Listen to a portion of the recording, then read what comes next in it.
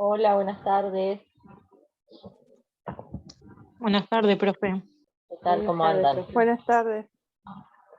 Vamos a ir arrancando ahora que vi que preguntaron en el grupo, porque mañana tienen examen, ¿no? ¿De qué es que tienen mañana? Farmacología. A partir de ahora todos los exámenes y los parciales los vamos a tener, como puso Celeste en el grupo, acá los de Bella Unión en la escuela 3. En un salón ahí de la escuela 3 vamos a hacer los parciales porque el salón de Casecar no está ocupado con clases presenciales. Ahora los del módulo 1 tienen presencial todos los días a la misma hora. Entonces, para no cambiar el horario de los parciales, porque sé que hay gente que le dificulta por el trabajo, vamos a mantener el horario, pero lo hacemos en Casecal. Tanto los exámenes como los parciales. Al menos por ahora. Después cuando empecemos con los talleres, ahí veremos cómo hacemos. Siguiendo con el tema de los parciales, ya que estamos, hoy estuvimos replanificando las fechas. ¿Se acuerdan que cuando les publicamos en el grupo la fecha de los parciales de enfermería y los exámenes de las materias de apoyo, había dos que coincidían que quedaban seguidos? Un día tenían un parcial y el otro día tenían examen. Ustedes me preguntaron a ver si no había posibilidad de cambiar la fecha. La fecha de los exámenes de las materias de apoyo no se pueden cambiar. La fecha de los exámenes son estos. Los que se van a cambiar son la fecha de los parciales de esta materia, los parciales de enfermería. Les comento ahora, si quieren, igual después van a armar un comunicado del instituto para ponérselo en el grupo para que les quede en el grupo la tablita con la fecha. Alguien me preguntó acá en el grupo, en el chat, ¿dónde? Profe, hay gente esperando que le acepte. Sí. La gente acá de Bella Unión, los exámenes y los parciales los van a tener en la escuela 3. No va a ser más en Casecal. Les digo, a ver, después igual les van a pasar entonces el comunicado. A la misma hora, ¿no? Sí, 18:30. Sí.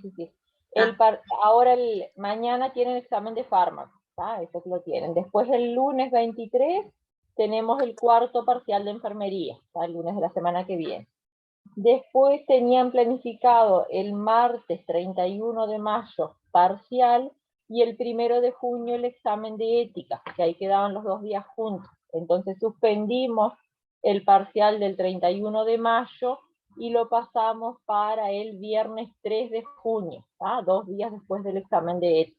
Así le queda un poquito más para estudiar. Y después el Profe, otro... espere que me perdí. ¿Para cuándo quedó el de Igual, 31? les comento nomás, Fernanda, pero ahora después le iban a armar un comunicado del instituto para ponerles en el grupo, así les quedaba. El del 31 de mayo va a pasar para el 3 de junio. Parcial de enfermería. Exámenes no se cambia fecha. Hablo de los parciales de enfermería. Y después el otro parcial que tenían el 6 de junio va a pasar para el 9 de junio. Porque el 7 ustedes tienen un examen de nutrición, así no le queda tampoco la fecha junta. Y ahí el jueves 9 de junio, según la planificación, es el último día de clases que vamos a tener. Ahí termina el módulo teórico, que terminaríamos ese jueves 9 con un parcial. Y nos quedaría un séptimo parcial, que ese se mantiene como estaba en la planificación el 16 de junio, que ahí ustedes ya van a estar con los talleres. Entonces ahí el jueves 16, en vez de tener taller, van a tener el séptimo parcial de enfermería.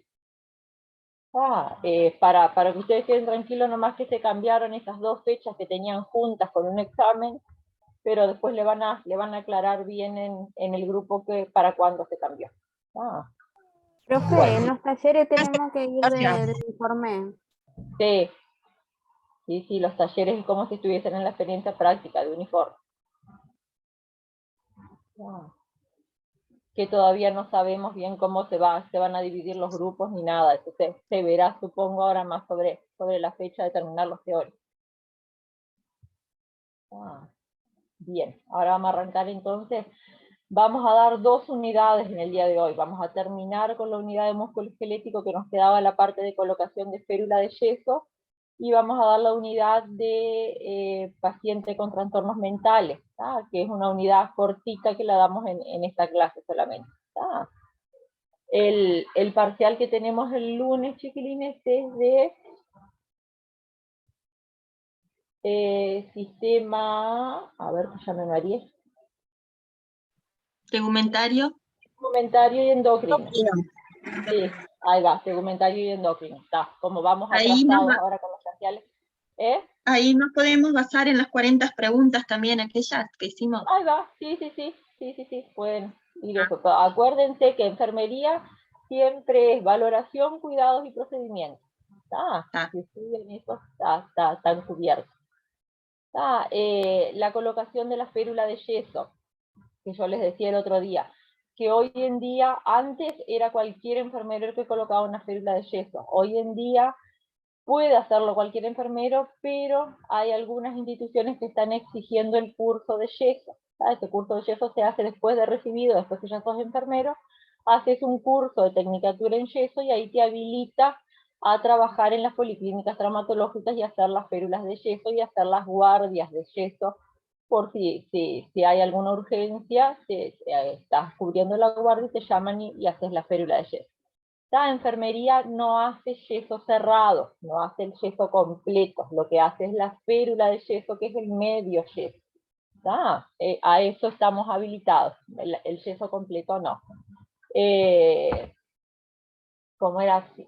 Por más que no sea una tarea de todos los días del enfermero, tenemos que saber cómo hacerlo, porque por ejemplo estamos en una emergencia y nos llega un paciente fracturado, que tenemos el traumatólogo de la guardia, el traumatólogo lo valora y le dice, le voy a poner un yeso, prepárame los materiales, tenemos que saber qué materiales prepararle para que el traumatólogo haga un yeso. Lo mismo si estamos trabajando en una policlínica y tenemos el traumatólogo en la policlínica, es muy probable que el traumatólogo en esa policlínica saque muchos yesos y coloque yesos. Entonces tenemos que tener siempre todos los materiales a disposición y ayudarlo en la colocación, aunque no seamos nosotros los que realicemos el yeso. Y después si hacemos la tecnicatura en yeso, ahí sí vamos a estar continuamente colocando férulas. Aunque tengamos la tecnicatura en yeso, vamos a estar habilitados siempre a colocar férulas de yeso, no yeso cerrado. Ahora vamos a ver un poquito los tipos de yeso y cómo se hace un yeso. Bien. Colocación entonces de la férula de yeso. Es un procedimiento de enfermería la férula. Es una práctica muy habitual en enfermería y consiste en superponer varias capas de yeso y el objetivo va a ser inmovilizar un miembro, inmovilizar un brazo, un antebrazo, una muñeca, un miembro inferior, ese es el objetivo del yeso. Se utilizan para tratar lesiones menores o cuando existe un edema en una fractura o para servir de apoyo a un yeso cerrado. Cuando se fractura, por ejemplo, un miembro superior, el antebrazo, y está edematizado, que no se le pueda poner un yeso cerrado, porque si le ponemos un yeso cerrado y está edematizado va a empezar a presionar. Entonces muchas veces se le coloca un medio yeso, que es una férula, hasta que desinflame para poder colocarle el yeso completo. Tenemos dos tipos de... Y con cirugía también se le pone la férula de yeso.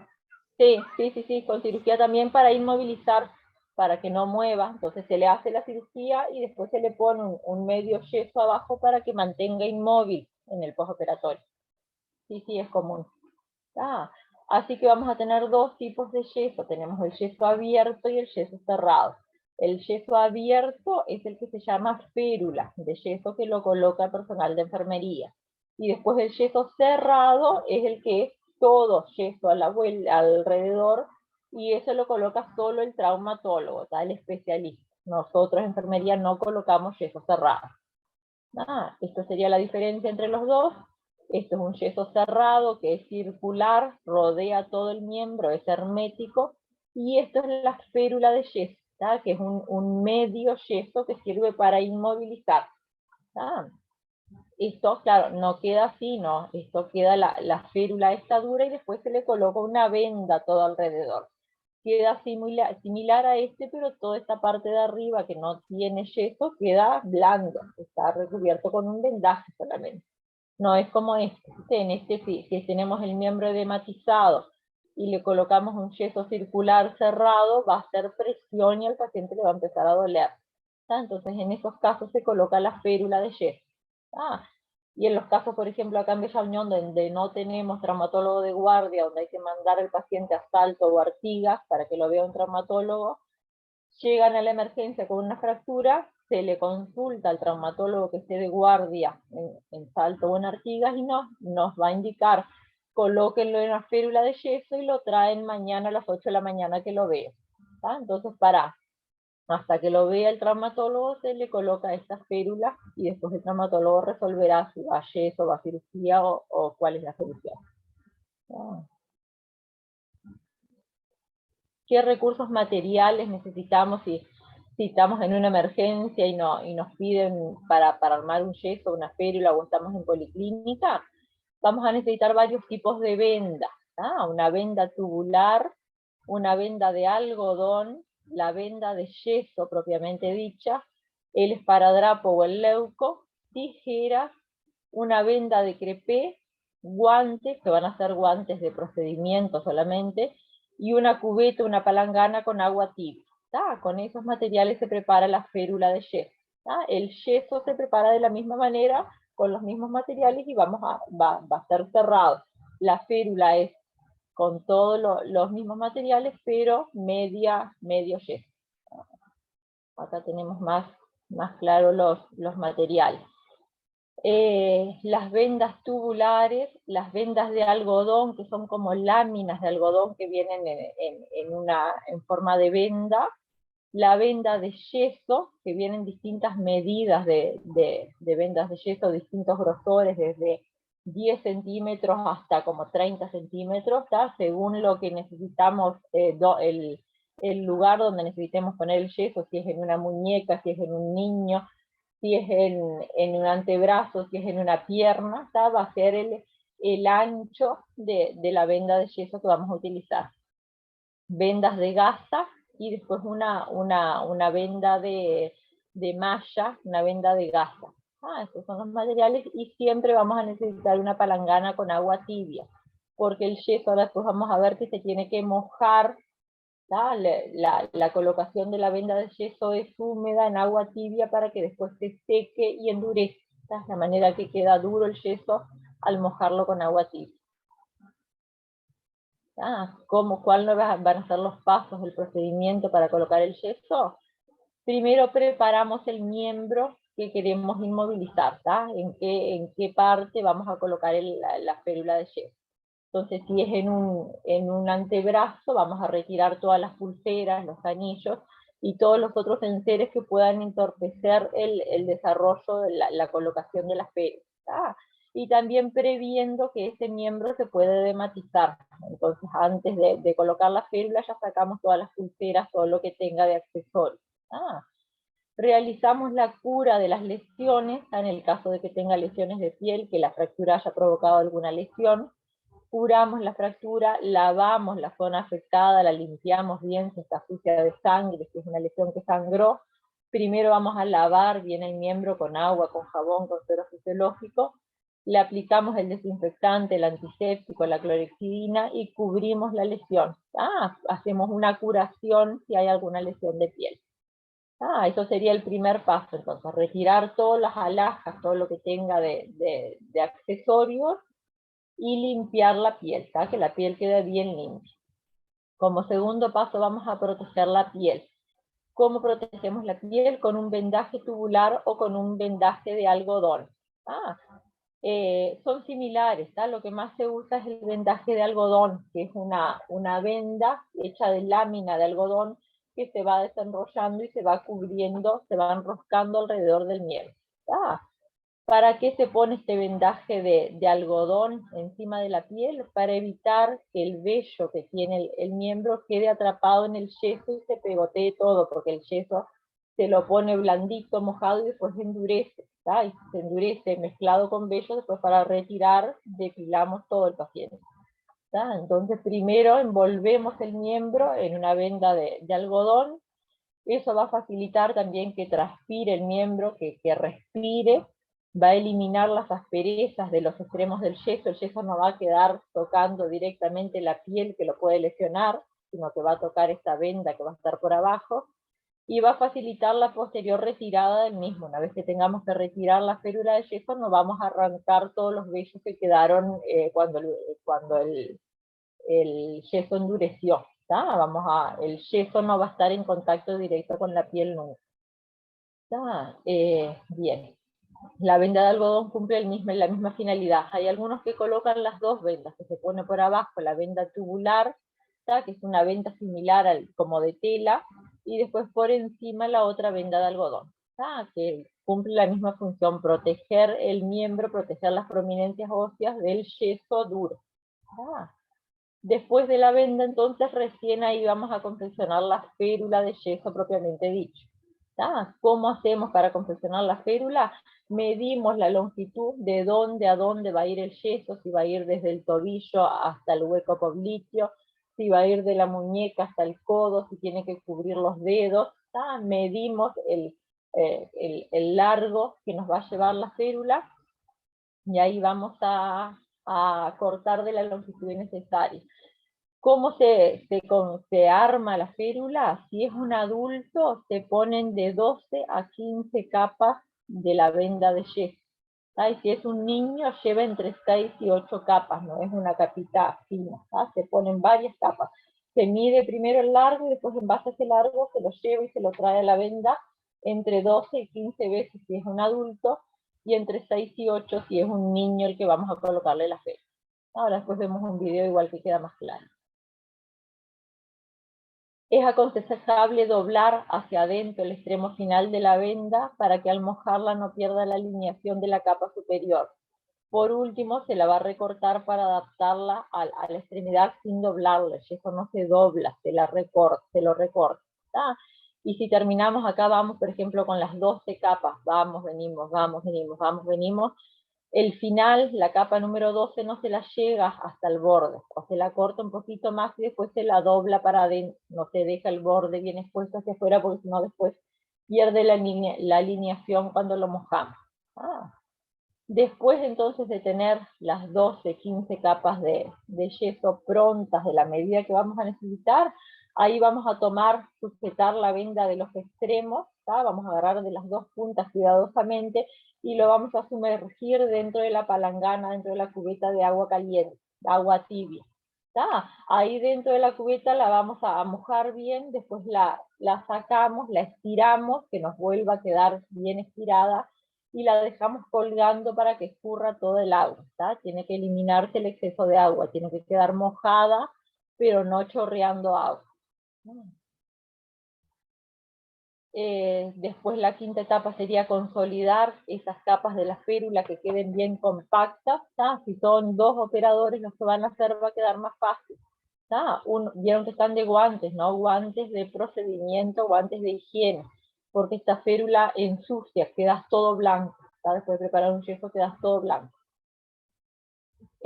Así que si es realizado por dos personas, una va a sujetar la venda de yeso de la parte superior y la otra va a retirar con las dos manos todo el exceso de agua que quede entre las capas, va a compactar todas las capas de yeso. Y cuando es hecho por una sola persona, va a sujetar con una mano el extremo y por la otra va a repetir la maniobra. La podemos poner arriba de una mesada para compactar bien todas las capas y eliminar el exceso de agua. Entre dos queda más fácil. Después de que está húmeda la férula y no chorreando agua, ahí vamos a llevarlo al paciente, moldear el yeso cuidadosamente, utilizando las palmas de las manos para moldear, se lo ponemos y con las palmas de las manos le vamos moldeando el yeso, para que se ajuste perfectamente al contorno de la anatomía de la piel del paciente, sin que queden arrugas, sin que queden pliegues, porque si no después va a provocarle al paciente lesiones por decúbito, le va a provocar úlceras por presión si el yeso endurece torcido o plegado o con alguna arruga. ¿Tá? Tiene que quedar bien listito, amoldado sobre el miembro donde necesitamos colocar la férula. ¿Tá? Por último, después de que la férula está bien amoldada, la vamos a apretar bien contra el miembro del paciente para que no quede en burbujas, no quede aire, no quede espacio libre, no quede arrugado, no quede en pliegues. Después encima de esa férula de yeso se coloca un vendaje, ¿tá? Para asegurar, para ajustar bien la férula. Ese vendaje tiene que ser de una venda de trama abierta, que puede ser una venda de algodón o una venda de muselina, ¿tá? Que es otro material similar al algodón.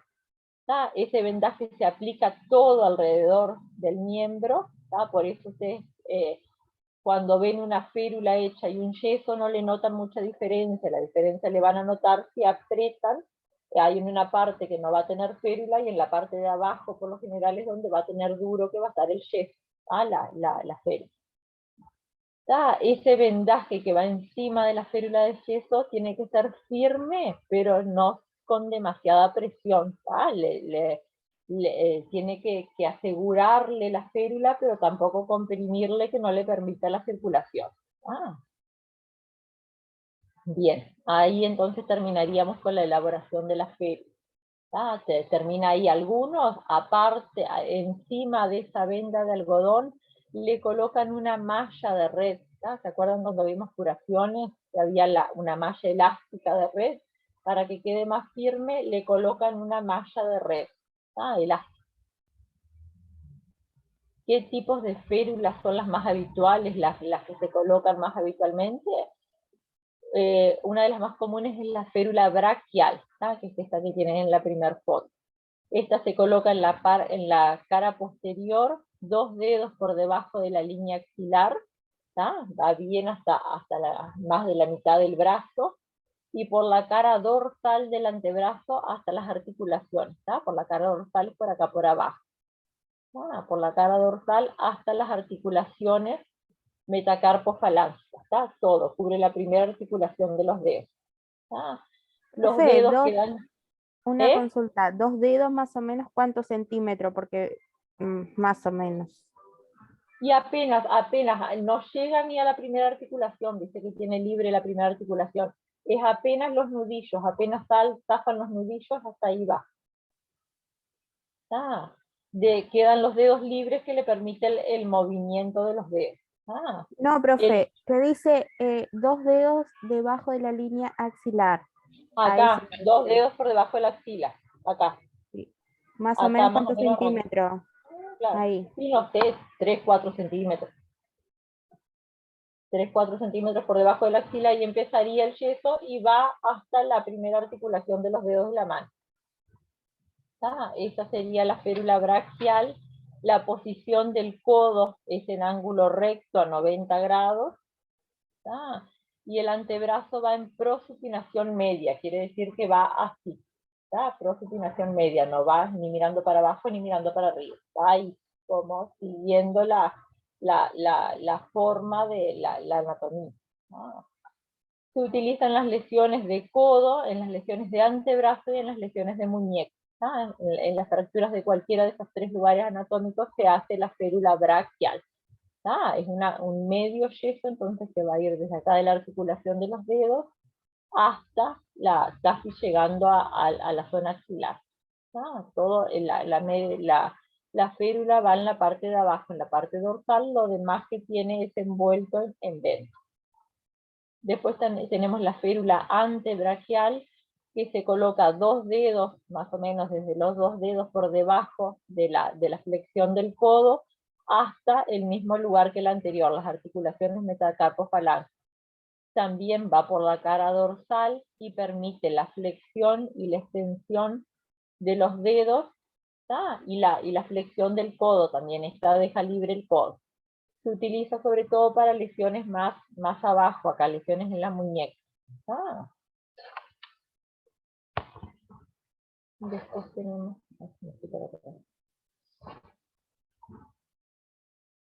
La férula de yeso inguinopédica. ¿Cuál es esta? La que va en la cara dorsal del miembro inferior. Esto va en la pierna, el miembro inferior.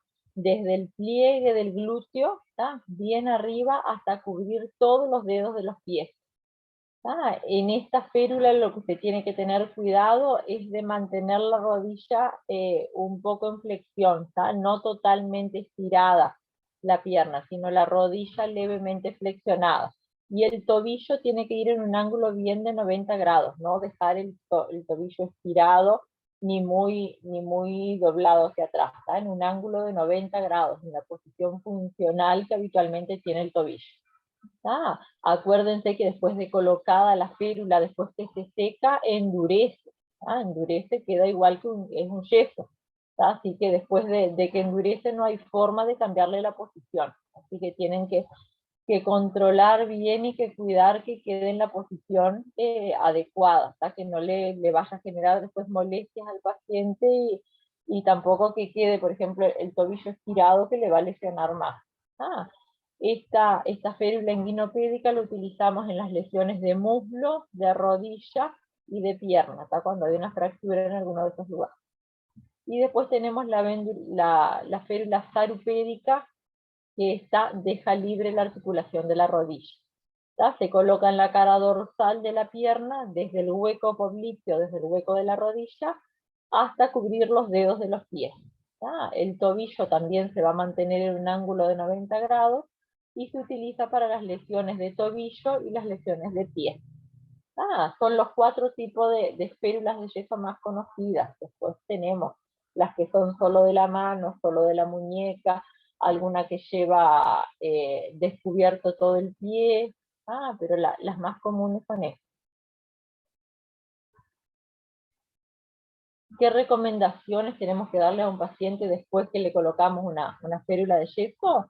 Que tenga especial cuidado con estas férulas, sobre todo los primeros 2 días después de colocadas, porque es el tiempo que tarda en secar completamente, no seca en el momento, empieza a endurecer, pero el secado completo se va a dar recién a los 2 días después de colocadas.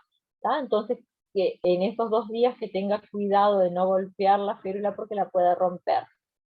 Indicarle que si tiene alguna molestia, si le empieza a doler, si empieza a sentir alguna presión en el miembro donde tiene la férula, o algún hormigueo que quedó demasiado presionada y le está causando una parestesia, un adormecimiento, que vaya al centro de salud, que vaya a la institución para que le revisen la férula, a ver si no está muy justa, si quedó en la posición adecuada, si el tobillo no quedó muy estirado, que la revisen. En el caso de que la férula se rompa, no hay cómo solucionar. Ahí hay que retirar la férula y volver a hacer una nueva. No se la emparcha, no se la venda por arriba. Si se rompe la férula en esos primeros 2 días hasta que termine de endurecer bien, tiene que consultar enseguida porque hay que hacer una nueva. Mi sobrino de 4 años se llegó a desmayar del dolor que le dolía después que le pusieron la férula ahí, acá en Bella Unión, y la llevamos al hospital, y la enfermera que le puso pedía por favor que no le contaran a la nurse que ella había puesto mal, que le había puesto más como yeso y no como férula. Y como él tenía una cirugía ahí, entonces le apretó demasiado y le dolía. Claro, sí, más si tiene una cirugía. Y enfermería pone férulas, pone medio yeso. Nunca podemos poner un yeso cerrado, porque podemos tener alguna de estas complicaciones. ¿Qué complicaciones puede tener una férula? El síndrome de compresión, cuando el yeso está más apretado de lo que debería estar y comprime el miembro, todavía si el miembro está edematizado, le va a producir dolor al paciente, que no tiene que doler. Una férula de yeso no tiene por qué doler. Puede provocar una éscara por decúbito cuando está floja la férula, cuando quedó algún pliegue, que no quedó bien estirado. El roce de ese pliegue sobre la piel puede causar una úlcera por presión. O puede causar el llamado edema de ventana, que esto se produce al colocar el yeso a una altura inadecuada, por lo que el miembro tendrá menos riego sanguíneo. Suele ocurrir por los yesos que colocamos en las manos y en los pies. Que el yeso quede, en vez de cubrir solo la primera articulación de los dedos, cubra todo, entonces no le permita al paciente mover nada, no tener movilidad en los dedos, y circule menos sangre. Entonces se van a empezar a hinchar los dedos, a edematizar por falta de circulación. si va hasta la primera articulación metacarpofalángica, es hasta la primera, no es que nos hicimos un poquito más largo el yeso y le dejamos igual, no. En este caso hay que recortar antes de que endurezca. Ah, bien. ¿Se entendió más o menos usted? Vamos a ver igual un video que les va a quedar más claro cómo se hace la férula, sobre todo el procedimiento de hacer, de colocar las capas, de medir las capas, de mojarlo y después de armar el yeso. La férula de yeso se arma sobre el paciente, lo vamos a moldear sobre el paciente. Profe, una consulta sobre el parcial del lunes. ¿Va a ser un verdadero o falso o va a ser como siempre? Múltiple opción. Ah, ok. Múltiple opción. Se pueden basar en las preguntas que fueron en el trabajo de la semana pasada, pero no va a ser verdadero o falso, va a ser múltiple opción.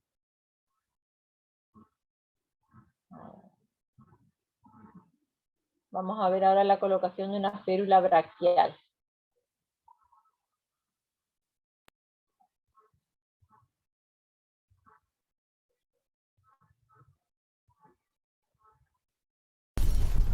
Férula braquial.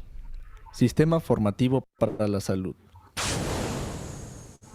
Las férulas de yeso consisten en varias capas de venda de yeso que se utilizan para tratar lesiones menores o cuando se prevé un edema potencialmente intenso en una fractura.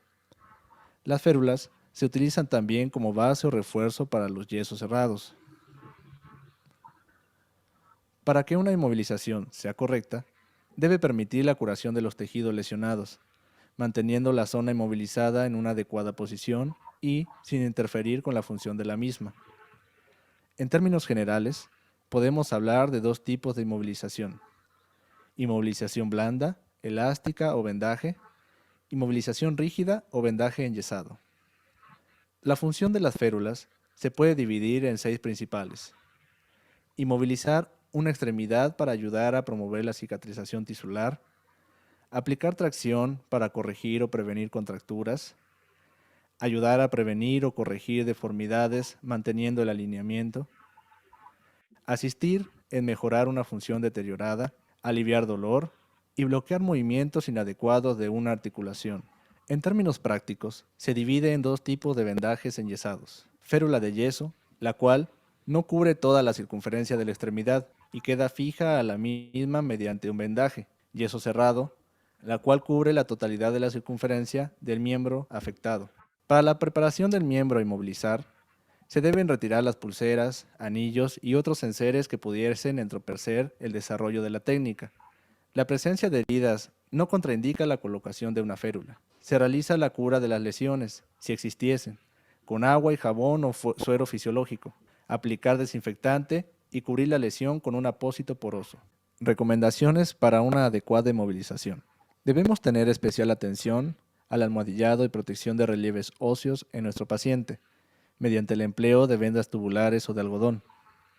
La férula se debe colocar de distal a proximal, dejando libre la zona distal para la exploración vasculonerviosa distal y movilización de dedos. Evitar ejercer demasiada presión en la colocación. Realizar un adecuado modelado de yeso del contorno de la férula y colocar el miembro en posición funcional. Para colocar una férula necesitaremos venda tubular Wata de 10 o 15 centímetros, venda elástica de algodón de 10 o 15 centímetros, venda de yeso, guantes, cinta adhesiva y una cubeta de agua templada. Colocaremos el hombro de nuestra paciente en rotación interna y aducción, con el codo en flexión a 90 grados y prosupinación. Aplicaremos un vendaje con Wata con el fin de proteger la piel del paciente.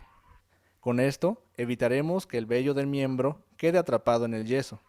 Facilita la transpiración, podremos eliminar las asperezas de los extremos del yeso y facilita la posterior retirada. Para su confección, se corta la férula a la longitud necesaria. Mediremos desde el extremo superior del brazo hasta la cabeza de los metacarpianos, recortándola para el pulgar si se precisa, y utilizando la técnica de corte lateral a la altura del codo, recortando siempre la flexión a 90 grados y la flexión dorsal de la muñeca a 30 grados. A continuación, se realizan dobleces repetidos de una venda de yeso utilizando 12 a 15 capas en un adulto y 6 a 8 en un niño. Es aconsejable doblar hacia adentro el extremo final de la venda, para que al mojarla no pierda alineación la capa superior. Por último, se recorta para adaptarla a la extremidad sin doblarla.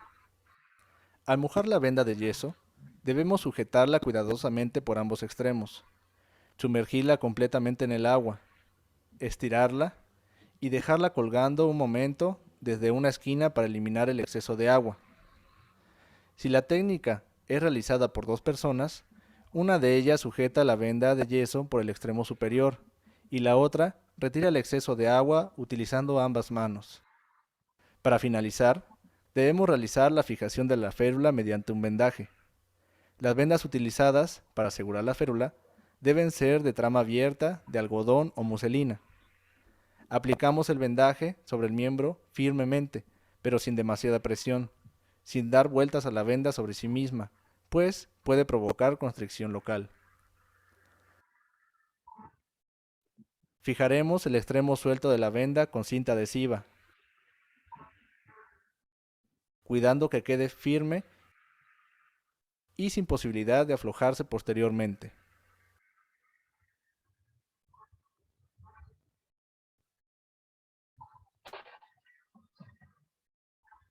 Bien, ¿se entendió, Wilfred?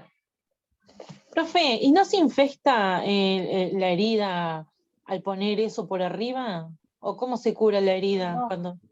sí, no, en ese caso sí, si mandan curaciones diarias no se manda, puede ser que una vez por semana se haya que retirar la férula para hacer la curación de la lesión que tenga, y hay que poner cada vez que se saca la férula, que se saca el vendaje, hay que hacer una férula nueva. Por lo general esas lesiones de piel no se curan todos los días. Si tiene indicación de curar todos los días, van a tener que poner una férula de yeso todos los días porque no va a calzar exacto la misma. Pero por eso es que tiene que quedar bien curada la lesión y bien tapada antes de poner la férula. Es mejor, en el caso que tenga lesiones, siempre mejor una férula y no un yeso cerrado, porque ahí sí no hay opción de estar retirando todos los días para curar. ¿Les quedó claro entonces cómo se hace más o menos? O tengo otro videito, creo que explica más también, más cortito. Si quieren verlo, lo vemos, y si no ya pasamos al otro tema. ¿Les quedó claro? Sí. Si quiere poner otro video, un lujo, profe. Sí, ponga el otro video, profe. Sí, son 2 minutos nomás, es cortito el otro. A ver qué. ¿Dónde se lo tengo?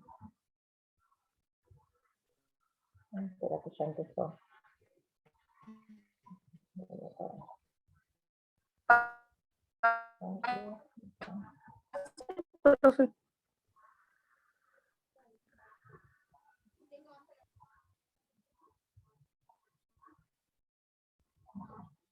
Muñeca. Para ello vamos a utilizar las vendas de escayola, el velbán, la venda de crepé y un poquito de esparadrapo y una cubeta con agua tibia.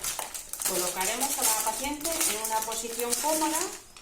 La enfermera vendará la muñeca con un poquito de velbán.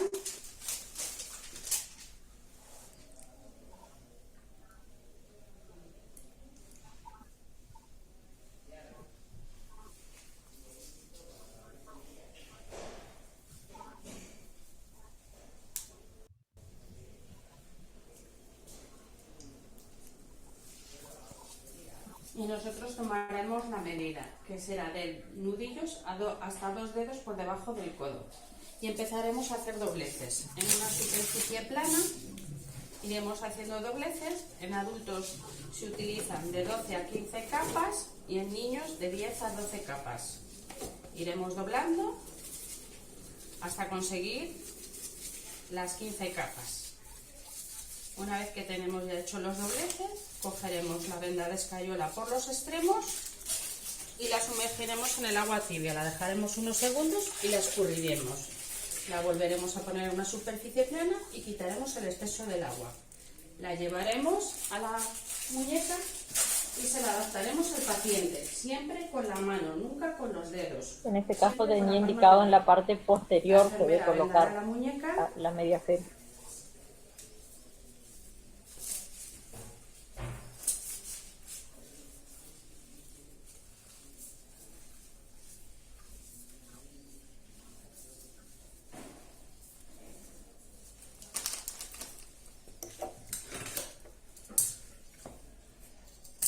Y nosotros colocaremos el esparadrapo en el extremo de la venda.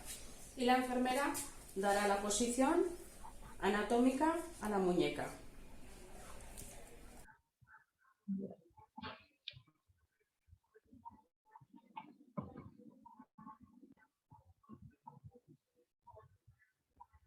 ¿Vieron? Es sencillo, tienen que tratar de... Ay, quedó.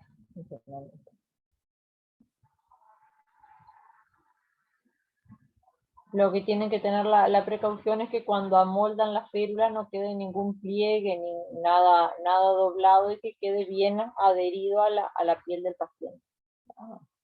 Bien, con esto entonces terminamos la unidad de músculo esquelético.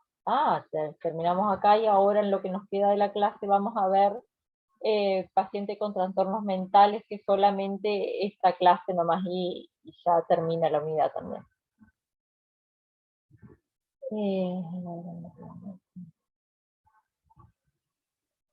Profe, hoy terminamos 2 unidades y no dimos ni el examen, ni el parcial de la otra. Por eso, sí, ahora con esto de que los parciales son al 5.º día después de terminada la unidad, quedan un poco desfasadas, vamos terminando unidades y todavía no tuvimos parciales.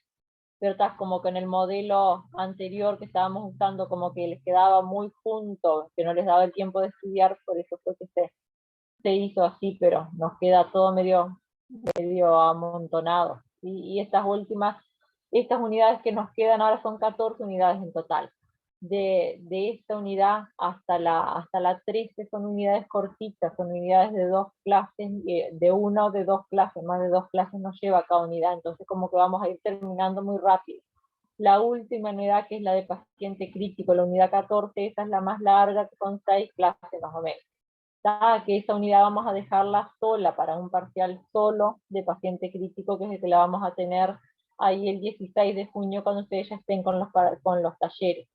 Vamos a tener, creo que es la unidad 11, 12 y 13, que son 3 unidades y un parcial. Hasta ahora venimos 2 unidades y un parcial, pero estas últimas, la 11, 12 y 13, como son cortitas, las vamos a tener un parcial junto y dejamos la unidad 14 solamente para un parcial, porque es la más larga, y es la más complicada porque es paciente crítico.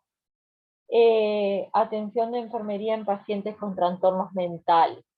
Hasta hace un tiempo estas patologías no eran tan comunes de ver. Se veían sobre todo en los servicios, en las instituciones que tenían servicios de psiquiatría creados. El Hospital de Salto tiene un servicio que se llama psiquiatría, que ahí es donde se derivan los pacientes que tienen estos trastornos mentales. Acá en el Hospital de Bella Unión es un hospital multifuncional que no tiene dividido por servicios por patología. Los pacientes con este tipo de trastornos los tenemos en las salas de medicina. Es más común de lo que pensamos tener pacientes internados con este tipo de trastornos. Son patologías que hoy en día están muy comunes, sobre todo después de la pandemia, el efecto post-pandemia. Tenemos muchos pacientes con trastornos mentales, con trastornos depresivos, que pasan muchos días de internación con nosotros, que son valorados por el médico psiquiatra y les instaura un tratamiento y deben permanecer internados. No son pacientes que están internados para ver cómo toleran el tratamiento y no se les da de alta enseguida. La mayoría pasa una semana en los servicios internados, así que tenemos que aprender a cómo manejar este tipo de pacientes según qué patología mental tengan. No son todas las patologías iguales, hay pacientes que están más agresivos, hay pacientes que tienen pérdida de la realidad, Hay otro paciente con trastornos mentales que son muy manipuladores, intentan manipular al personal de enfermería. Entonces tenemos que saber cómo llegarles a este tipo de pacientes. El personal de enfermería que atiende a pacientes mentales tiene un papel relevante en insertar e integrar a estos pacientes al medio social y al medio familiar.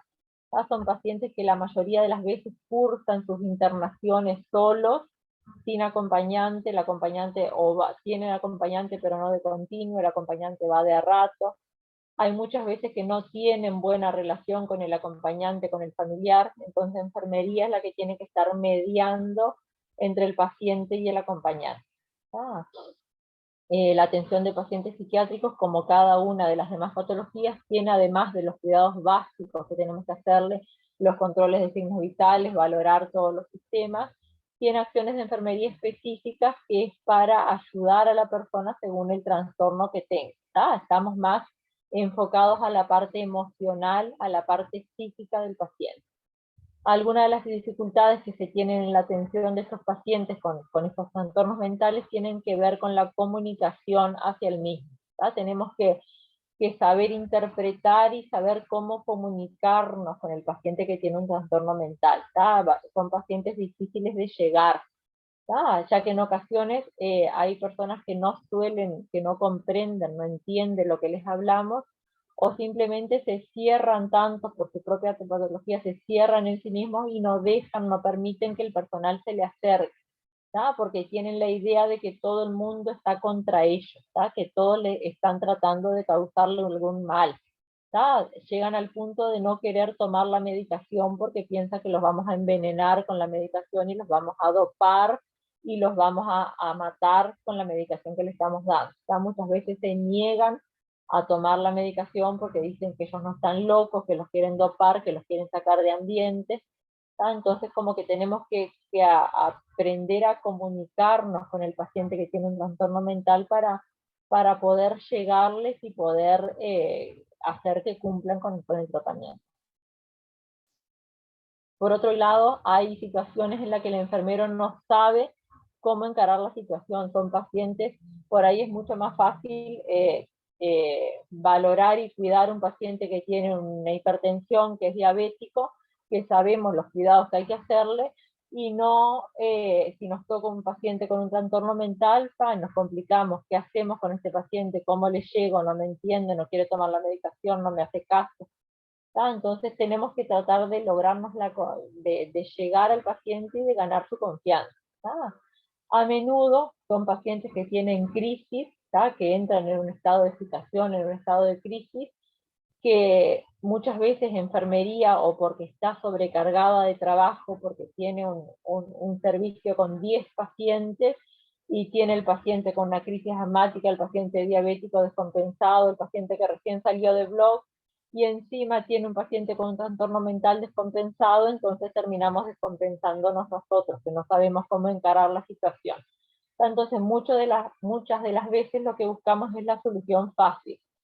Sujetamos mecánicamente al paciente, se lo ata a la cama y se lo llama al médico de guardia, le decimos que el paciente está descompensado, que está excitado, que no tenemos cómo contenerlo, y la indicación del médico va a ser hacerle un sedante intramuscular, un sedante intravenoso para calmar la situación, sin buscar ninguna explicación.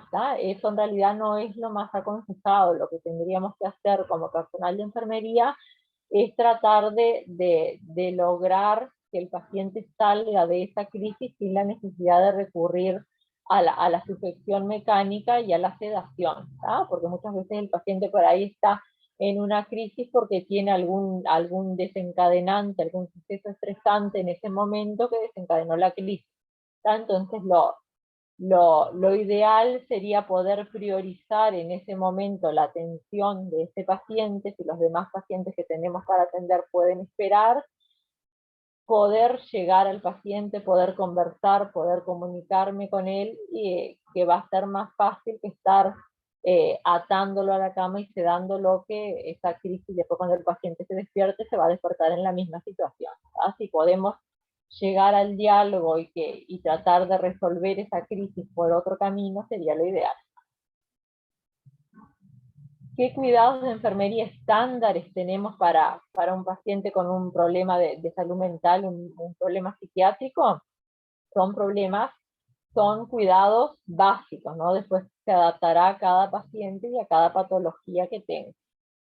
Lo primero va a ser garantizar la seguridad del paciente, ¿tá? Que el paciente estando internado se sienta seguro, se sienta que va a estar tratado, que va a estar cuidado, ¿tá? Instituir una relación terapéutica, ¿tá? Dejarle claro al paciente quién es el paciente, quién es el enfermero, que nosotros estamos para cumplirle el tratamiento, que él tiene que está internado es por alguna causa, que tenemos que tratar ese problema que tiene ese momento y él tiene que cumplir, se tiene que dar la relación terapéutica entre paciente y enfermero. Esa relación tiene que ser en base a una relación de confianza, que el paciente pueda contarnos el problema que lo descompensó en ese momento. La mayoría de las veces el paciente se abre al personal de salud y no se abre, no le cuenta el problema al médico psiquiatra, ¿tá? Como que establecemos más confianza entre el enfermero y el paciente, pero también tenemos que saber mantener una distancia apropiada, ¿tá? Entrar en confianza, pero tampoco que se nos vaya de las manos, ¿tá? De dejarle claro al paciente que él es el paciente y que nosotros somos el profesional de enfermería, el profesional de la salud, que está tratando su patología, ¿tá? Tener encuentros breves con el paciente, tampoco podemos entrar a la sala y estar 5 horas hablando con el paciente, porque son pacientes según la patología mental que tengan. Hay unos que se cierran en sí mismos y hay otros que quieren exponer todos sus problemas y nos dan charla, y no es la idea tampoco que estemos grandes periodos, sino que en instancias breves y seguidas podamos establecer esa relación de confianza. Utilizar el silencio como técnica terapéutica. Si el paciente en ese momento no quiere contarnos nada, respetar el silencio del paciente. No estar indagando y preguntando, y por qué no me contestás, y por qué no me contás. No, si el paciente en ese momento no quiere, no quiere. Permanecer con el paciente aunque no se comunique ni exista motivación para que se relacione. Capaz en el primer encuentro no se establece el clima de confianza, pero después en el correr de los días sí se va a abrir a contarnos. Capaz que con un enfermero tiene menos empatía que con el otro, al del turno de la mañana no le cuenta nada, y en el turno de la tarde el enfermero sabe todo de la vida del paciente. No obligar al paciente a hablar si no quiere, y observar en todo momento las conductas que tiene el paciente. Si cuando entramos a la habitación el paciente nos saluda, o si se da vuelta para el otro lado y no nos mira, si se hace el dormido, todas las conductas que puede tener el paciente que nos hagan pensar que su patología está descompensada, tenemos que observar. Esto sería a rasgos generales los cuidados de cualquier paciente con un trastorno mental. ¿Qué es la enfermedad psiquiátrica? Es un problema universal que afecta cada vez a más personas. A la mayoría de las personas en algún momento de su vida se va a ver afectado con algún problema, alguna enfermedad psiquiátrica. Puede ser desde una breve depresión, una breve crisis de angustia, hasta un problema mayor. Va a ser un desorden a nivel afectivo que se caracteriza por sentimientos de tristeza, por sentimientos de pérdida de interés en actividades que antes le proporcionaban placer, le daban interés. De un momento a otro pierde ese interés por las actividades que antes le resultaban cómodas, placenteras. Dentro de la enfermedad psiquiátrica tenemos varios tipos de trastornos. Lo que vamos a ver son los trastornos más comunes por lo que las personas se internan. Uno de los trastornos es la psicosis. Es una de las enfermedades psiquiátricas más graves. En la psicosis el paciente está fuera de la realidad, no se encuentra dentro de la realidad, sino que se encuentra fuera de su conciencia. Esta psicosis se divide en somatógena y en una psicosis funcional. Las psicosis somatógenas tienen una causa somática, por ejemplo, el consumo abusivo de drogas. Por un consumo abusivo de drogas el paciente desencadena en una psicosis. Después tenemos la psicosis funcional, que es generada por algún factor endógeno, o sea, del propio cuerpo de la persona, que la mayoría de las veces se debe a factores genéticos. los problemas psiquiátricos, la psicosis se hereda genéticamente. Y después tenemos la esquizofrenia. ¿Tá? La psicosis y la esquizofrenia son trastornos mentales similares. Es una psicosis endógena que no tiene causa externa, es las causas de la misma psiquis del paciente. Es una enfermedad mental que es considerada grave, es crónica. Un paciente esquizofrénico no se va a curar nunca. Una vez que se hace el diagnóstico de esquizofrenia, va a ser esquizofrénico siempre, se puede tener controlada la enfermedad. ¿Tá? Es una psicosis muy frecuente hoy en día, donde se produce una transformación profunda y progresiva de toda la personalidad del paciente. ¿Tá? El paciente se vuelve otra persona completamente diferente. Se altera la capacidad de comunicación, son pacientes muy difíciles de llegarle, porque el paciente vive en su mundo alucinante y delirante. ¿Tá? El paciente delira todo el tiempo, un paciente esquizofrénico, entonces no tenemos cómo comunicarnos con él. ¿Tá? Se produce una disgregación de la personalidad de la persona, del paciente. ¿Tá? ¿Qué cuidados de enfermería le vamos a dar a un paciente que tengamos internado con un trastorno como la psicosis o como la esquizofrenia, cualquiera de los dos trastornos? Como todos los pacientes, controlar signos vitales, controlar la hidratación, porque como son pacientes que están fuera de su realidad, no toman agua, no se quieren alimentar, no se hacen, como que no cumplen con la satisfacción de sus necesidades básicas. Entonces tenemos que estar controlándole que se alimenten, que vayan a orinar, que tomen agua. Realizarle el control de los electrolitos, seguramente se le pedirá exámenes de sangre para ver si no están deshidratados, si no tiene bajo el sodio, si no tiene bajo el potasio. Controlar que cumpla con una buena nutrición, el control de la ingesta, el control de la alimentación, a ver si se están alimentando, si están orinando, si movilizaron el intestino. Controlar el peso corporal, porque cuando el paciente esquizofrénico y el paciente psicótico no va a estar toda la vida con alteración de su con una etapa aguda de la enfermedad. Van a tener momentos de lucidez, momentos que van a estar bien. ¿Tá? Cuando se descompensa el trastorno, ahí es donde el paciente va a terminar internado, y es que tenemos que tener estos cuidados. Si no, son personas que si están bien controlados, si toman la medicación en forma crónica, pueden pasar muchos periodos de tiempo que estén bien compensados y sean personas normales.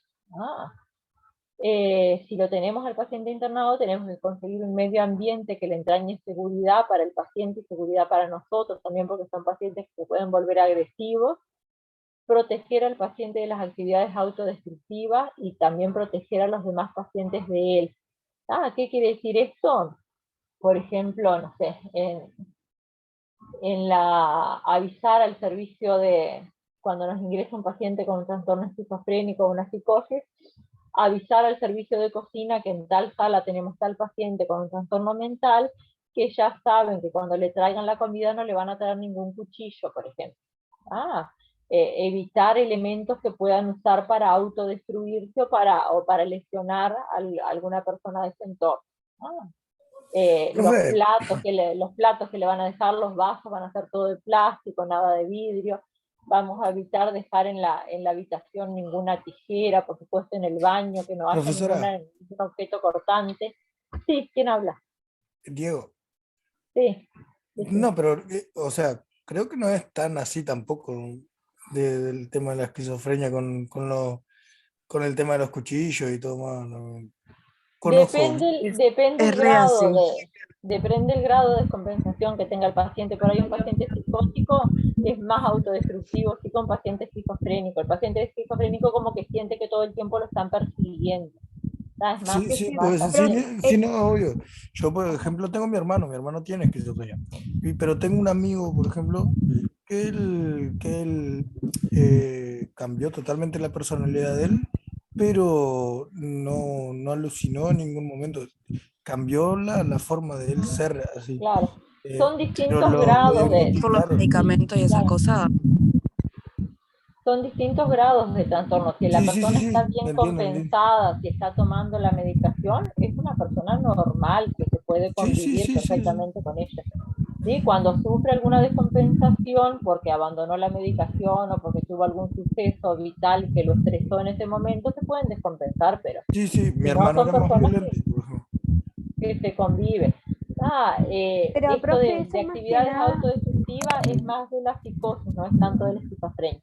pero más que Sí, nada, profe, es el ambiente que ellos están y aparte ellos son impredecibles, porque hay veces que son controlados. Yo, por ejemplo, cuando trabajaba en Montevideo, yo también atendía, tenía un paciente que era así, y él que le pasaba un día el inyectable, ya se descompensaba y era impredecible lo que se podía hacer. claro, también viste que tienen esto de que son tienden a controlar mucho la situación, entonces como que se vuelven muy dependientes de la medicación.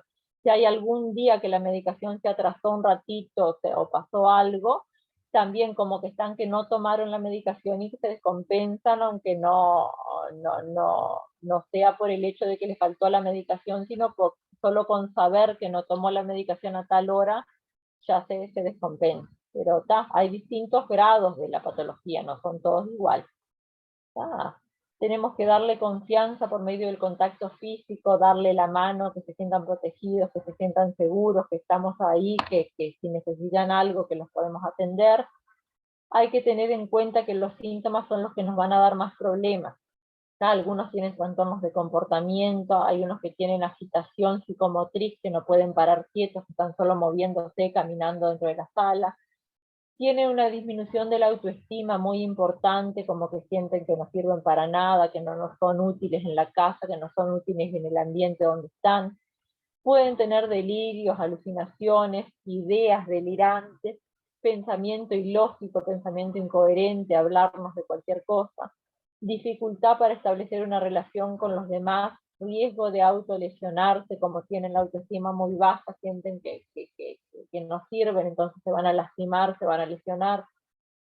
Todo dependiendo del grado de la patología también, ¿no? Eso sería entonces los cuidados en el caso de la psicosis y la esquizofrenia. Ahora pasamos al otro trastorno, que es el trastorno del paciente maníaco depresivo.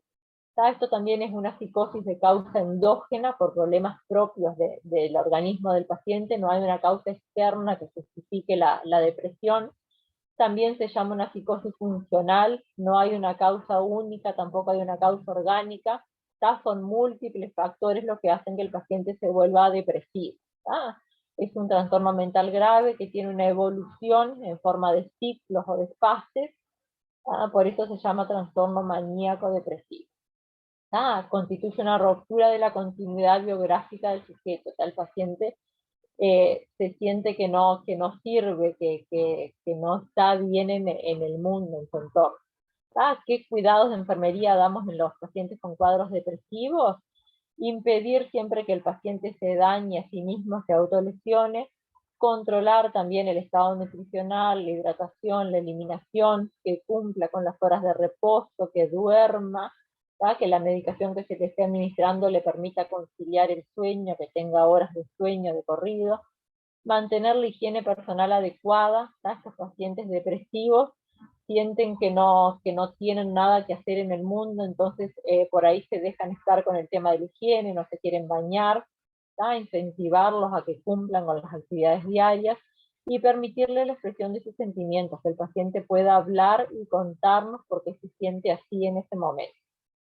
Muchas veces ni el mismo paciente tiene la explicación de por qué se siente así.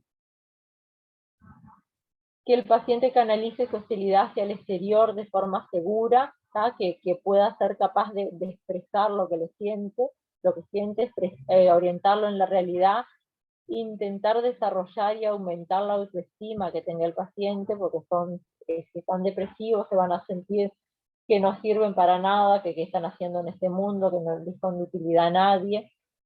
Ayudarlo a aceptar si la pérdida, si la ha habido, en el caso de que haya tenido la pérdida de algún familiar, alguna persona cercana, adaptar el estilo de vida a esa pérdida.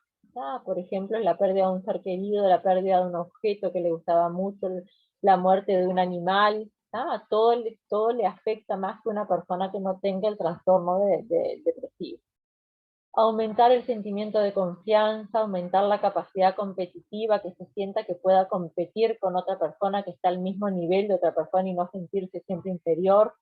Aumentar las responsabilidades, esto también forma parte del entorno, no tanto de enfermería, sino de los vínculos familiares, que lo hagan sentir importante, que él puede colaborar en la casa.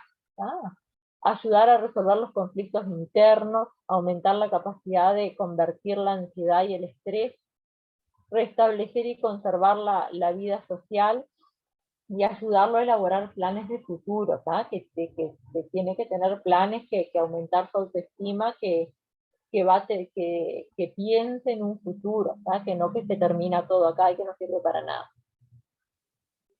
Eso sería en un paciente depresivo. Ahora después vamos a ver cómo nos comunicamos con cada tipo de paciente. La neurosis es otro de los trastornos mentales que se produce una alteración en la esfera afectiva. Fundamentalmente la neurosis está basada en los trastornos de ansiedad. Vamos a tener distintos tipos de neurosis, no nos vamos a enfocar mucho en la patología y en la fisiología a nivel de sistema nervioso, ¿no? Sino para que ustedes tengan un pantallazo de qué quiere decir qué característica tiene cada trastorno mental. Podemos tener neurosis de ansiedad, neurosis histérica, neurosis fóbica, neurosis obsesiva compulsiva o neurosis depresiva. La mayoría están, siempre la base va a ser un trastorno de la ansiedad del paciente. ¿Qué cuidados le damos a los pacientes neuróticos que tenemos internados? El enfermero debe reconocer la naturaleza del conflicto, porque el paciente se descompensó, si fue una crisis de ansiedad por una fobia, por una situación estresante que tuvo, por una pérdida, ¿por qué se desencadenó ese momento la ansiedad del paciente? Y en base a eso, planificar los cuidados. Realizarlo en la entrevista para poder comprender por medio de la información que el mismo paciente nos brinda. Preguntarle, entablar una conversación con él para ver si podemos detectar a qué se debe ese estado de ansiedad. Es útil escuchar con atención, asumir una actitud de aceptación. Nosotros nunca tenemos que criticarle al paciente lo que él nos cuente, ni reprocharle, ni decirle, pero ¿por qué hiciste esto? ¿Lo hiciste mal? No, nosotros siempre estamos en una actitud de escucha. ¿Se acuerdan el año pasado cuando vimos en educación que había la escucha activa, la escucha pasiva? Tenemos que escuchar al paciente, no podemos emitir juicios de opinión, no podemos decirle, hiciste bien o hiciste mal. Podemos alentarlo, sí, pero no brindarle nuestro juicio. Estimular al paciente con sus éxitos, de este modo aumentaremos la autoestima y generaremos confianza, como si el paciente nos cuenta algo que hizo para mejorar, bien, que bien lo hiciste, seguí haciéndolo así, de modo de generar confianza. Los pacientes neuróticos no pierden contacto con la realidad, ellos siempre están conscientes, tienen el estado de ansiedad, de euforia, pero están conscientes, están dentro del plano de la realidad. Por lo que son pacientes que van a pedir ayuda generalmente, no es paciente que es llevado por un familiar porque está fuera de la realidad, no. Los pacientes neuróticos, los pacientes con crisis de ansiedad, son ellos los que van a pedir ayuda a médicos. Bien. Después tenemos los trastornos delirantes o la psicosis delirante. Este es un paciente que ya está en un estado de delirio. En este caso hay una alienación de la personalidad, va a afectar el contenido del pensamiento, va a empezar a delirar, va a tener un pensamiento delirante, que también se va a ver afectada la relación del paciente con los demás, va a estar en un estado de delirio que no se va a poder comunicar con la gente de su entorno. Hay dos tipos de delirio, uno es el delirio propiamente dicho, y después está el delirium. El delirio es el trastorno de conciencia que tiene que ver con la personalidad previa del paciente y que evoluciona en forma de desarrollo. El paciente tiene estados delirantes que van evolucionando. Y el delirium es sintomático, se debe a una causa externa, se desencadena el delirio en ese momento de la persona. Como que el delirio es algo propio de la personalidad del paciente que va a ir teniendo etapas de estar bien y etapas que se va a descompensar ese delirio. Y después el delirium es cuando el paciente empieza a delirar por alguna causa externa, algún suceso que tuvo estresante en ese momento que lo descompensa. ¿Qué cuidados de enfermería le damos a un paciente delirante con un trastorno delirante? Tener en cuenta siempre que este tipo de paciente proyecta sobre el entorno, sobre las personas que están alrededor, fantasías para luchar contra la angustia, como que intentan envolvernos en el propio delirio. Es una realidad que resulta muy evidente, por eso no debemos rechazar su delirio, sino también rechazaríamos su realidad y aumentaríamos la agresividad y desconfianza hacia nosotros. No hay que hablar del tema delirante y llevarle a otros temas que no le causen angustia. Tenemos que estar disponibles para el paciente, escucharlos, no llevarles la contra, pero tampoco meternos en su delirio. Tenemos que aceptar todo lo que él nos dice y escuchar sus ideas delirantes, pero no decirle, estás hablando cualquier cosa, me estás delirando, no es así como estás diciendo, ni tampoco meternos en el delirio de ellos porque estamos aumentando la bola de nieve, ¿no? Bien, estar ahí para escuchar. Son pacientes muy egocéntricos y que saben dominar la situación, como que buscan dominar todo el entorno. Hay que tener cuidado con el riesgo de suicidio porque entran en un delirio tal que si les llevamos la contra pueden tener ideas suicidas. Cuando el paciente delirante es ingresado, por lo general es llevado por el familiar porque está con esas ideas delirantes que no lo pueden controlar, el paciente lo siente como una gran injusticia, que están haciendo algo injusto con él, que él no tiene por qué estar internado, que le está hablando la realidad, que no está enfermo, que no está loco, y tienden a fugarse. Son pacientes que tenemos que tenerlo muy controlado, la mayoría de las veces están con custodia policial, son internados por orden judicial y se les pide custodia, porque como sienten que no están enfermos, que ellos están dentro de la realidad, quieren irse, se terminan jugando. No son conscientes de la enfermedad que tienen. Diferente como el paciente depresivo que busca ayuda. Este paciente delirante, no. Es muy difícil definir lo que es angustia y ansiedad, cuando un paciente está angustiado y cuando está ansioso, porque son términos y se manifiestan en forma similar.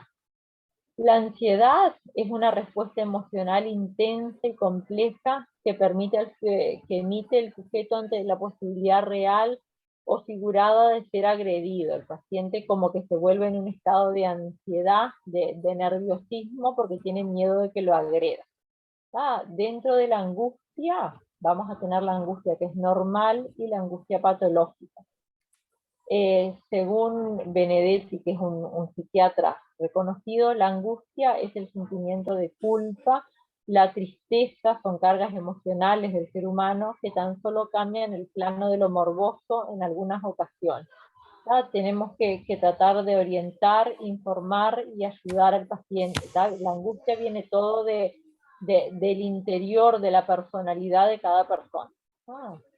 Ayudar en el comportamiento social del paciente, preguntarle por la familia, a ver si está contenido en el entorno familiar, si tiene amigos, si tiene buen clima laboral, si trabaja cómodo, si en su lugar de trabajo hay problemas que estén desencadenando esa situación angustiante. De la comunicación que tengamos con el paciente vamos a ver de dónde se desencadena este sentimiento de angustia que tiene en ese momento. ¿Cómo nos comunicamos con los pacientes psiquiátricos? ¿Cómo llegamos a ellos? Que la clave para tratar, para cuidar a un paciente que tengamos internado con un trastorno mental es la comunicación. Si logramos comunicarnos con el paciente con un trastorno mental, ya tenemos casi todo el cuidado realizado. Si logramos llegar al paciente, se nos va a hacer mucho más fácil que el paciente entienda y acate la terapeuta. Entonces, ¿cómo nos comunicamos? Escuchar los sentimientos del paciente y entender los motivos. decirle frases como entiendo que estás pasando mal, te entiendo, contame qué te pasa, comprendo que reacciones así, tienes motivos para estar así, podés contármelos, tenés la confianza para contarme, te escucho. Expresar al paciente lo que no nos gusta y nos parece positivo de su comportamiento, no podemos emitir juicios de valor, pero si el paciente nos cuenta algo, podemos decirle, por ejemplo, tenemos muchos pacientes con trastornos mentales debido al consumo abusivo de sustancias, los pacientes que son drogodependientes. Entonces, si el paciente nos cuenta que logró estar, por ejemplo, en abstinencia una semana, 3, 4 días, y que él por sí mismo reconoció el problema que tiene con el abuso de sustancias y logró pedir ayuda, entonces felicitarlo. Con lo difícil que es dejar la droga, tú lo has conseguido, seguí así, trata de esforzarte, como que incentivar al paciente en los cambios positivos que ha logrado. Comprobar la comprensión del paciente, hacerle preguntas, a ver si el paciente no se entiende, si llegamos si nos entiende la forma de que nos comunicamos, animar al paciente a que nos haga preguntas, preguntarle si tiene dudas, si quiere preguntarnos sobre el tratamiento, sobre por qué lo internaron, sobre por qué está pasando así, por ahí hay preguntas que no sabemos contestarle, pero como que podemos demostrarle interés, y si no sabemos, le decimos, mirá, no sé contestarte eso, le voy a preguntar al médico y mañana te contesto. O mañana cuando pase visita al médico le preguntás, que no va a tener problema y te va a explicar. Tomar notas de las dudas que tenga el paciente para después planteárselo al médico. Dentro de los pacientes psiquiátricos, los que más problemas tenemos en lograr la comunicación con ellos, dentro de los más problemáticos para llegarles, es el paciente drogodependiente. ¿Por qué es difícil comunicarse con este tipo de pacientes que hoy en día son los que más comúnmente tenemos internados? Porque es un paciente muy manipulador, trata de manipular todo el tiempo de la situación y volcársela a su favor. Siempre ellos tienen la razón, siempre fueron los perjudicados, nadie los entiende, tratan de manipular todo el tiempo la situación. Tienen tendencia a exagerar y amplificar siempre todo, siempre agrandan la situación y exageran. El objetivo prioritario que tiene el paciente adicto que está internado siempre va a ser buscar su medicina, siempre van a lograr el psicofármaco que sustituya el abuso de drogas. Como están en abstinencia del uso de drogas ilegales, van a buscar que a través de los psicofármacos puedan saciar esa abstinencia que tiene. Entonces todo el tiempo nos van a estar pidiendo la medicina, que le demos más pastilla, que le demos más. En líneas generales, para comunicarse con un enfermo así, es dejarlo bien claro del principio que nosotros estamos ahí para ayudarlo, para cumplir su tratamiento, pero no de la manera que él quiere, sino como nosotros sabemos y como nosotros tenemos la indicación del médico.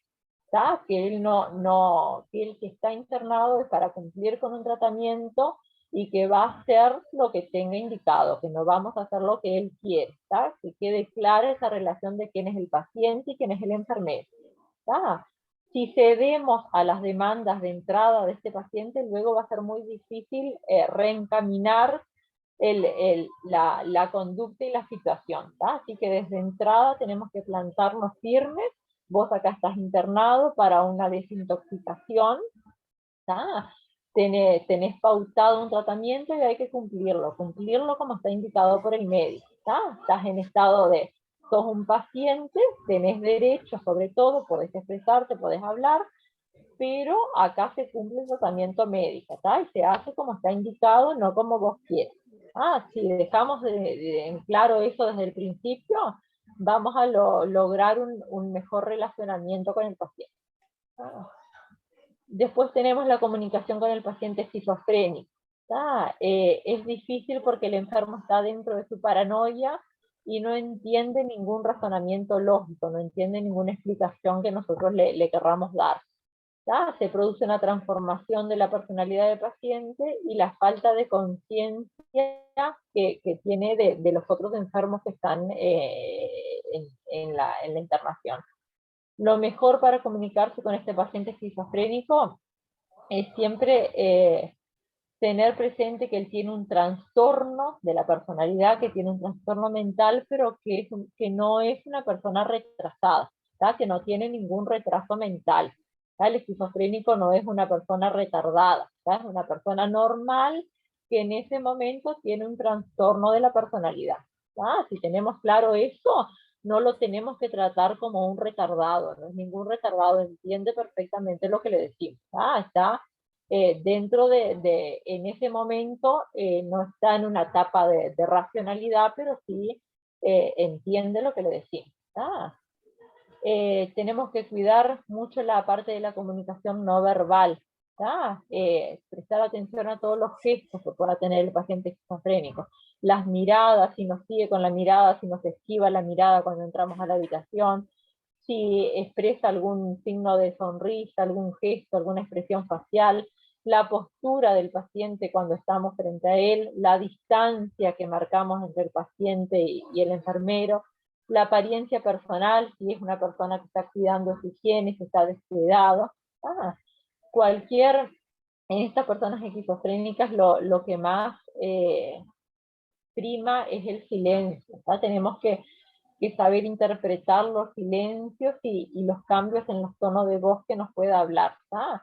Más que expresarse verbalmente, tenemos que interpretar la comunicación no verbal con el paciente esquizofrénico. ¿Tá? Después tenemos la comunicación con el paciente depresivo. ¿Tá? ¿Cómo nos comunicamos con una persona que esté cursando una depresión?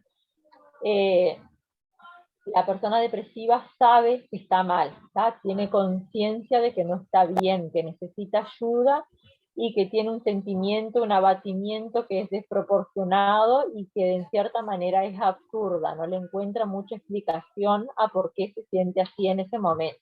¿Tá? Aceptar nosotros como enfermería que el enfermo no puede en ese momento colaborar y poner de su parte, ¿tá? Que en ese momento está cursando un trastorno depresivo, que no tiene explicación y que no puede colaborar en la rehabilitación. No está en sus manos en ese momento aumentar las ganas de vivir, tener ilusión, disfrutar de las cosas que antes le causaban placer. ¿Tá? En ese momento, en el momento que está cursando la crisis depresiva, no va a poder colaborar con nosotros. ¿Tá?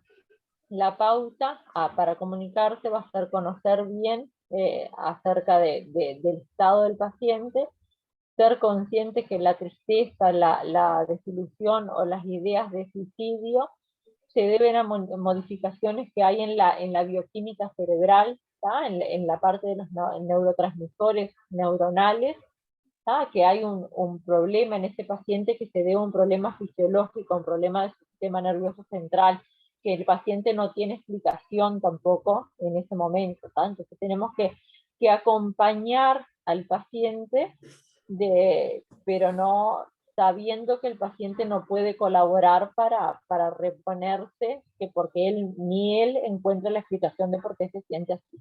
¿No? Después tenemos la comunicación con el paciente demente, el paciente neurótico. ¿Tá? ¿Cómo nos comunicamos?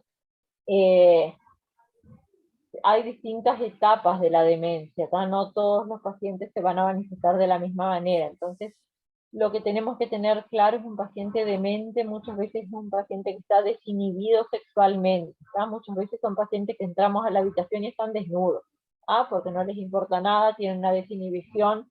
Al tener una demencia no tienen uso de la razón, entonces lo que más se expone, lo más frecuente es que tengan desinhibición sexual. Entonces tenemos que prestar atención a estos pacientes que están en una habitación compartida, que no tengan esa conducta de desnudarse. Es muy común que entremos a la habitación y que el paciente esté desnudo sin ningún problema. Son pacientes que pueden tender a realizar pequeños robos, a increpar al personal, a agredir. ¿Tá?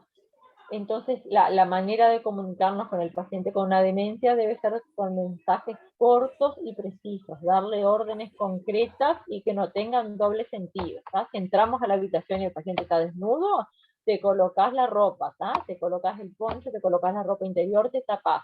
¿Tá? Mensajes concretos y claros, no decirle, eso no está bien, ¿será que podés vestirte? ¿Será que...? No, órdenes concretas y que las cumpla en el momento, ¿tá? Mensajes cortos. Después tenemos la comunicación con el paciente paranoico, el trastorno, el paciente que está delirando. ¿Cómo llegamos a un paciente delirante? Con un diálogo claro, conciso y breve. Lo mismo que con el paciente demente. Hay que hablar poco, y siempre de forma rigurosa y precisa. Como mostrando la autoridad, que él es el paciente que necesita la terapia y tratamiento, y nosotros somos el profesional de la salud que estamos ahí para ayudarlo, y que él tiene que cumplir con las indicaciones, darle mensajes claros y que sean rigurosos, firmes. Cualquier cosa que le digamos, él la puede tergiversar, la puede modificar y puede transformarlo como que es una amenaza para él y para sus intereses. Siempre están tratando de enfrentarlo. Delira con las órdenes que les damos y quiere, se piensa como que estamos imponiendo y que estamos haciéndole algo para causarles daño. Entonces, por eso hay que expresarse claro y conciso. Vestite, alimentate, levantate, anda al baño, oriná, comé, toma esta medicación, siempre con órdenes claras y cortitas. Después tenemos la comunicación con el paciente alcohólico. Este es otro tipo de paciente que es muy difícil de llegarle, y son pacientes que los tenemos muy comúnmente internados. El paciente drogodependiente y el paciente alcohólico son pacientes que están todos los días en las salas de internación. Para comunicarse con el alcohólico, lo mejor es enfrentarnos a un enfermo que ha perdido su libertad frente al alcohol. El paciente ya no es más libre, sino que está dependiente del consumo de alcohol. Tenemos que tener conciencia de eso, que vamos a estar frente a un paciente que depende de un consumo para poder tener una vida, un relacionamiento.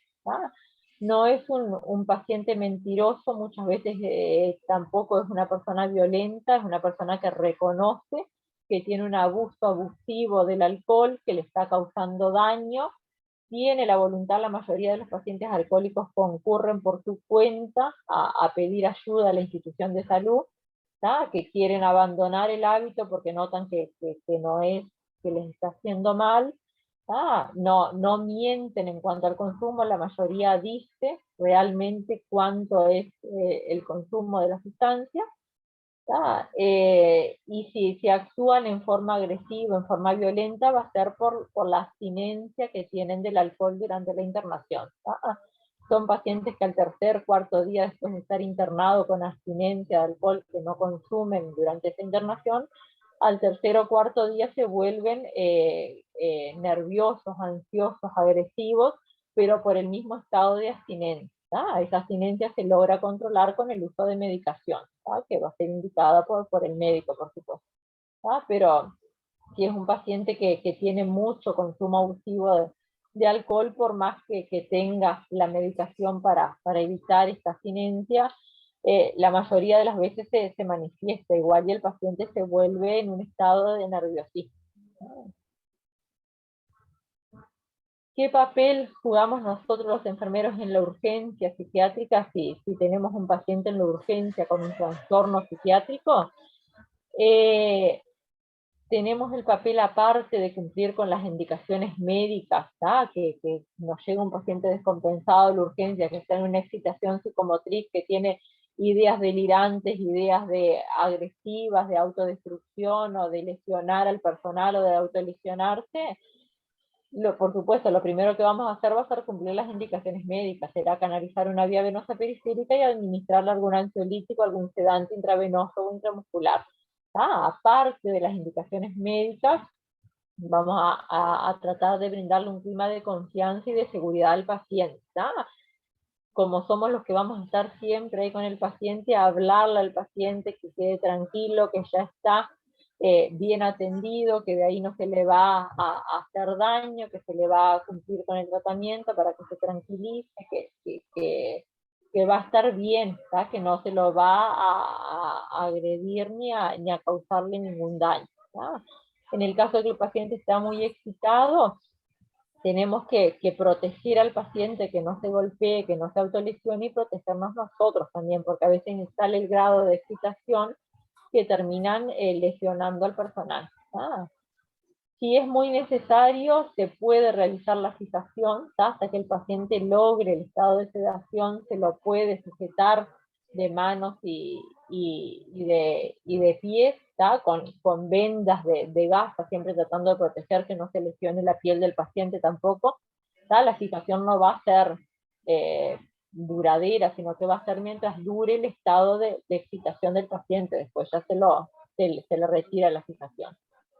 Si el paciente es un paciente con un trastorno mental depresivo, trataremos de llegar a él, animarlo, estimularlo, protegerlo de cualquier idea suicida que tenga, tratar de establecer una buena relación enfermero-paciente, por mientras que estamos colocándole una vía, ir charlando con el paciente, tratando de llegarle. Controlar la deambulación improductiva. Son pacientes que una vez que están en sala internados, si están con el trastorno de ansiedad, están todo el tiempo deambulando entre las salas. Caminan, se acuestan 2 minutos, se levantan, caminan, van al baño, salen al pasillo, deambulan. Entonces tratar de que el paciente logre mantener el patrón de reposo y de sueño, que si es la hora de la noche, que no puede estar deambulando por los pasillos, que tiene que acostarse, que seguramente tendrá alguna medicación indicada para poder conciliar el sueño, hablarle en un tono firme, que el paciente sienta que tiene que cuidarse al mismo y también cuidar a los pacientes que tienen su entorno. No puede estar deambulando toda la noche con la luz de la sala prendida si tiene otro acompañante al lado. En el momento que el paciente está excitado, que está nervioso con ese estado de ansiedad, no hablarle en tono de voz alto, sino que lo que vamos a lograr si le hablamos a los gritos va a hacer que el paciente se excite, se vuelva más agresivo. Hablarle firme, hablarle claro, breve, pero no gritándole, que el paciente nos logre entender. Mantener una vigilancia estricta, controlar que se alimente, controlar que cumpla con la eliminación y con la higiene personal. Son pacientes que mientras están descompensados no se quieren bañar, entonces hay que alentarlos en mantener la higiene personal.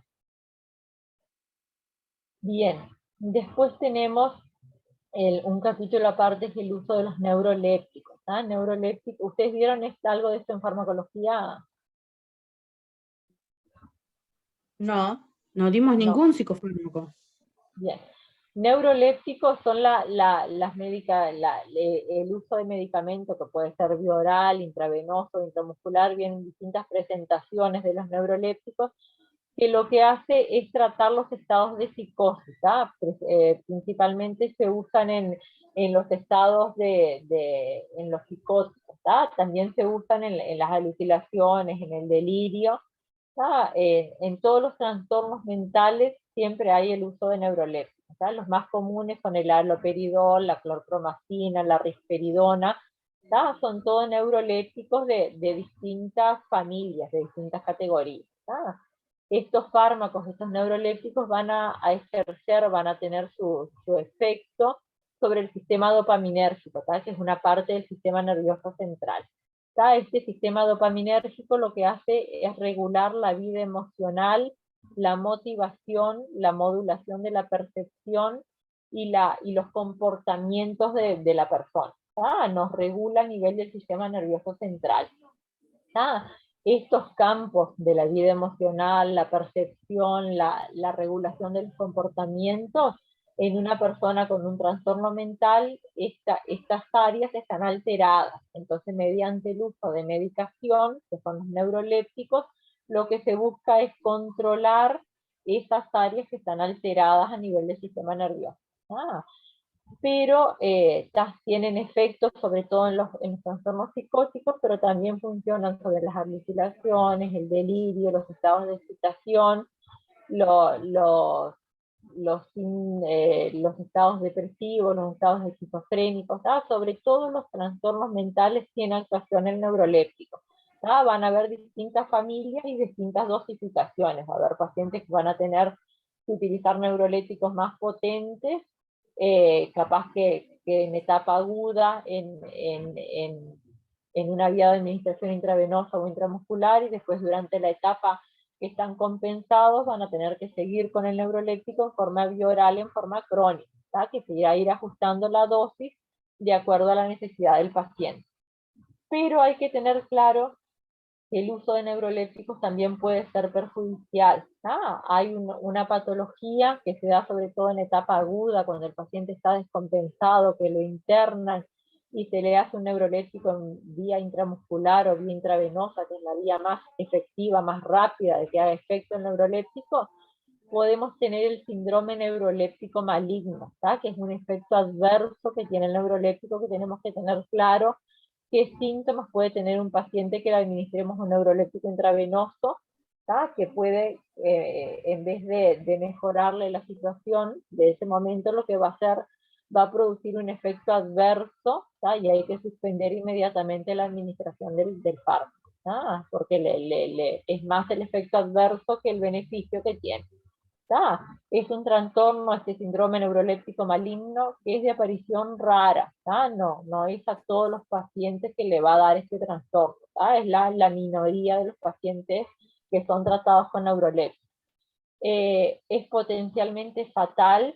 Si no se actúa a tiempo, el paciente puede fallecer.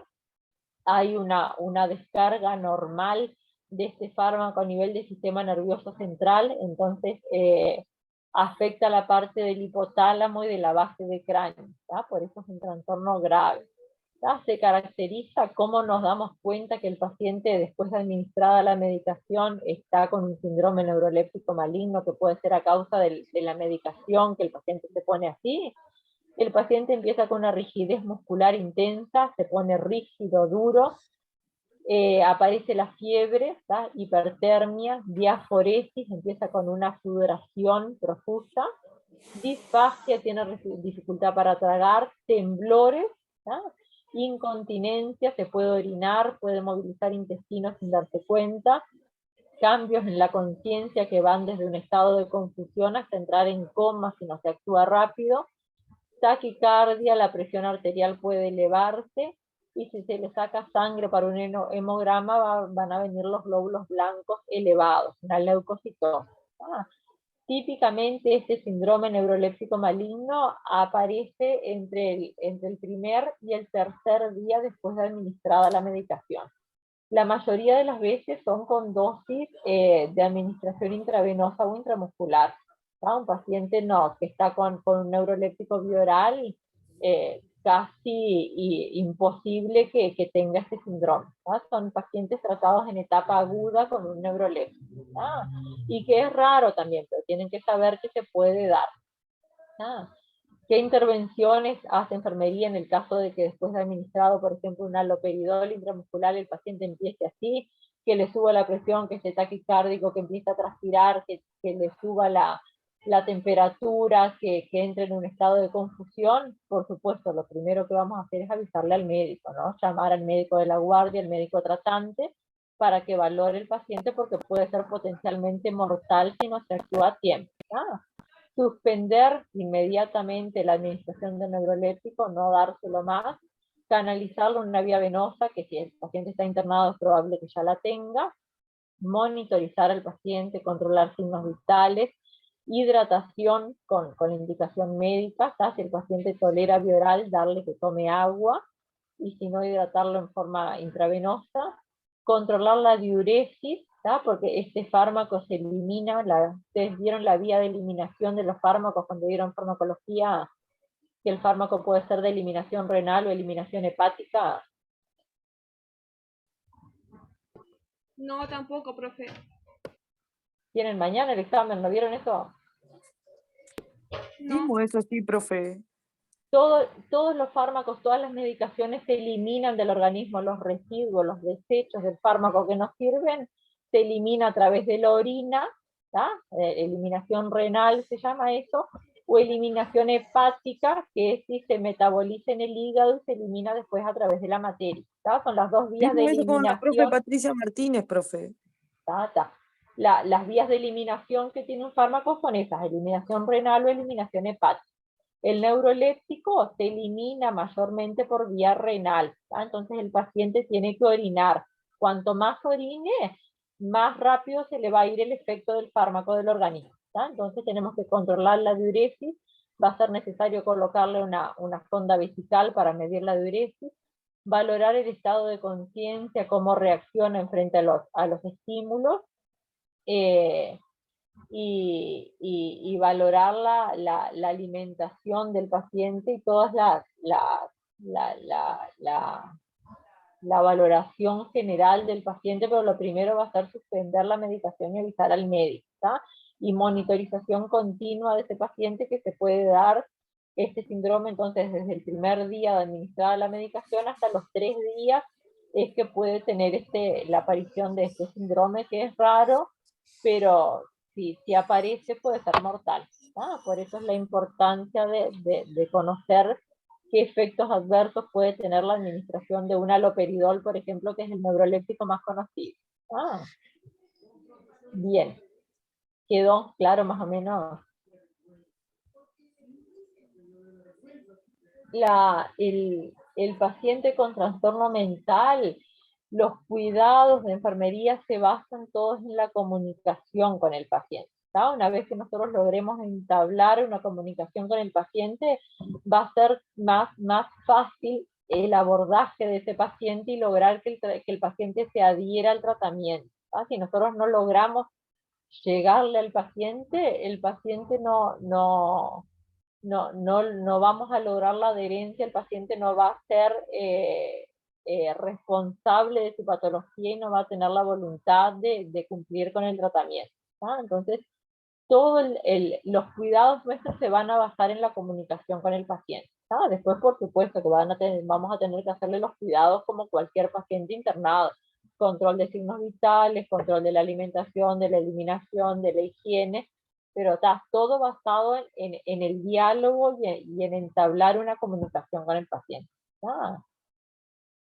Bueno, si quedó claro, por acá terminamos con la unidad de paciente con trastorno mental.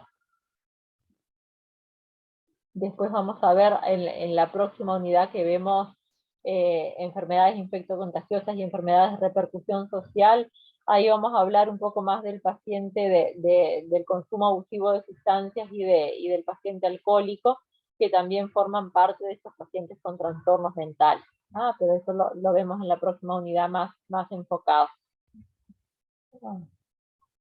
Bueno, si quedó claro, por acá terminamos, Uri.